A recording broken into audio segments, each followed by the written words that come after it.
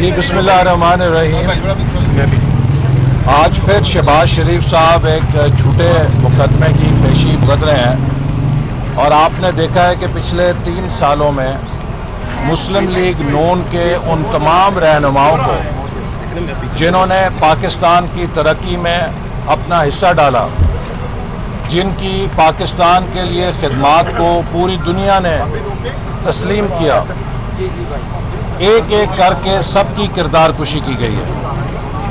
वो वज़ीर आला पंजाब जिनके दौर में पंजाब में मिसाली तरक्की हुई, पंजाब के अंदर जदीद तरीन मंसूबे लगे, जिनकी रफ्तार को चीन में भी पंजाब स्पीड के नाम से शनाख्त किया गया, आज उनकी जिस अंदाज में तज़लील की जा रही है, किरदार कुशी की जा रही है, ये काबिल मज़म्मत है। इसी तरह अगर शाहिद खाकान अब्बासी ने मुल्क के गैस का बहरान हल किया तो उनको भी पाबंद सलासल किया और उनकी किरदार कुशी की। अगर ख्वाजा आसिफ की वजारत ने बिजली के मंसूबे लगाए तो वो भी आज पाबंद सलासल हैं, उनकी भी किरदार कुशी की गई है। अगर ख्वाजा साद रफ़ी की वजारत ने रेलवे को पटड़ी पे चढ़ाया तो उन्हें भी पाबंद सलासल किया गया, उनकी भी किरदार कुशी की गई। अगर डॉक्टर मिफ्ताह इस्माइल ने बेहतरीन बजट पेश किया, उनकी भी किरदार कुशी की गई, उनको भी पाबंद सलासल किया गया। अगर इस नाचीज़ ने 4 सालों में 29 अरब डॉलर की सी पैक की सरमायाकारी मुल्क में लाई अपने कायद की क़यादत में, तो मुझे भी पाबंद सलासल किया गया।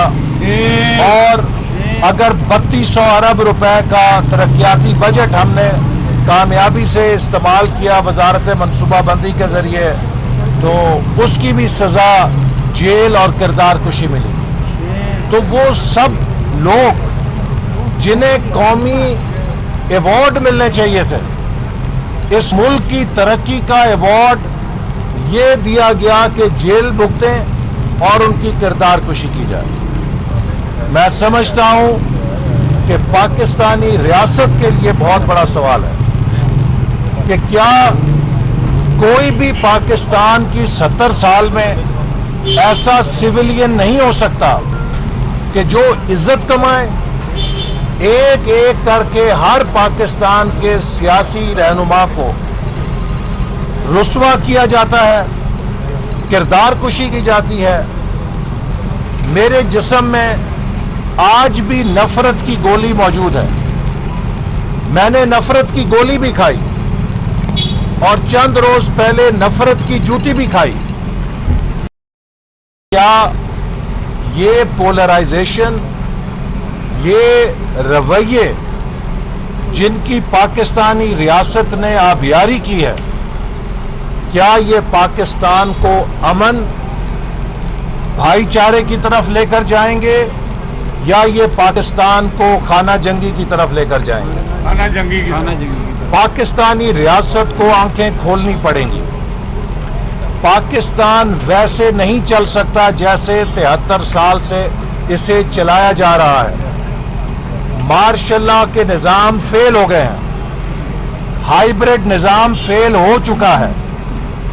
इस मुल्क में सिर्फ एक निज़ाम अवाम को डिलीवर कर सकता है, वो आइन के तहत वफाकी जमहूरी निज़ाम है। हमारे 18वीं तरमीम ने कोई हाथ नहीं बांधे थे। हमने 18वीं तरमीम के बावजूद मुल्क की तारीख का सबसे बड़ा दिफाई बजट दिया फौज को और मुल्क की तारीख का सबसे बड़ा डेवलपमेंट बजट भी दिया। हमने 18वीं तरमीम के बावजूद दहशतगर्दी की जंग को कामयाबी से लड़ा और कराची से लेकर खैबर पख्तूनख्वा, बलोचिस्तान, पंजाब, हर जगह अमन कायम करके दिखाया। हमारे तो हाथ 18वीं तरमीम ने नहीं पकड़े हुए थे कि बजट नहीं है, इख्तियार नहीं है। खिदमत करने के लिए, तरक्की करने के लिए بجٹ سے زیادہ نیت اور عقل کی ضرورت ہوتی ہے۔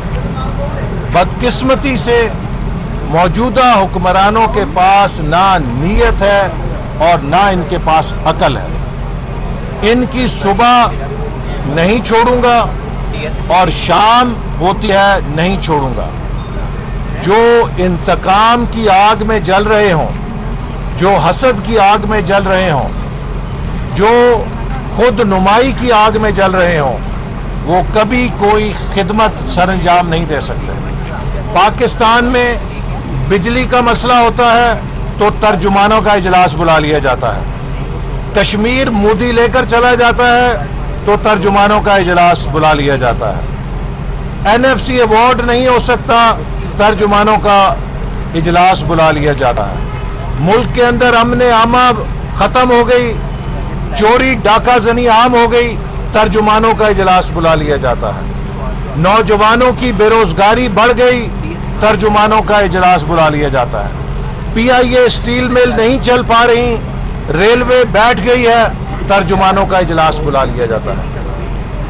یہ پبلسٹی کے بھوکے اور یہ پروپیگنڈے کے ماسٹر یہ نہیں جانتے کہ ترجمانوں سے حکومتیں نہیں چلتی، حکومتیں کچھ کر دکھانے سے، نیت اور عقل سے، تجربے سے، فراست سے، فہم سے اور ملک کے اندر اتحاد اور یگانگت پیدا کرنے سے چلتی ہیں۔ تو اس لیے آج پاکستان کی ریاست کو ایک ایسے مقام پہ لا کھڑا کیا گیا ہے۔ ہماری معیشت تباہ ہو چکی ہے، ہماری سیاست تباہ ہو گئی ہے، ہماری معاشرت تباہ ہو گئی ہے، ہماری سفارت تباہ ہو گئی ہے۔ جس ملک کی معیشت، سیاست، معاشرت اور سفارت تباہ ہو جائے، اس ملک کے لیے بقا کے خطرے لاحق ہو جاتے ہیں۔ میں کئی بار کہہ چکا ہوں کہ اکیلے میزائلوں سے، ٹینکوں اور توپوں سے ملک کا دفاع نہیں ہوتا۔ ملک کا دفاع ہوتا ہے مضبوط معیشت سے، مضبوط سیاست سے، سوشل سالیڈیرٹی سے۔ یہ اگر فوج اور دفاع کی پشت پہ نہ ہو تو پھر وہ فوج کوئی جنگ نہیں جیت سکتی۔